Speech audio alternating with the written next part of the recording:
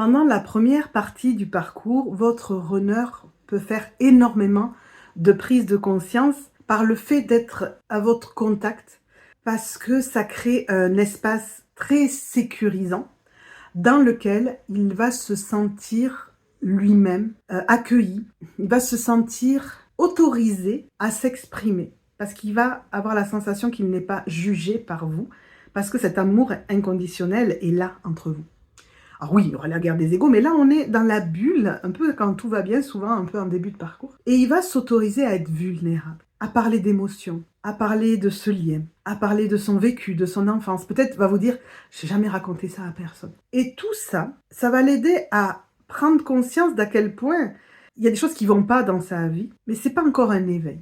C'est une première étape. C'est une étape où c'est un peu comme s'il faisait la liste de tout ce qu'il va devoir guérir quand il sera éveillé. Tout ce qu'il va devoir affronter, toutes ses peurs. J'ai peur de m'engager, j'ai peur de perdre ma liberté, je ne sais pas comment aimer, j'ai peur d'aimer et d'être aimé. Est-ce qu'il vous l'a dit ou pas? Ce genre de choses. Toutes ces prises de conscience de manque d'estime de lui, je ne suis pas assez bien pour toi, tu es trop bien pour moi, je vais t'abîmer. Il nous cache souvent parce qu'il a peur que son environnement nous abîme. Et donc, il est en train de prendre conscience que si son environnement risque de nous abîmer, c'est qu'il y a peut-être un problème avec son environnement. Et est-ce que son environnement ne serait pas en train de l'abîmer lui-même?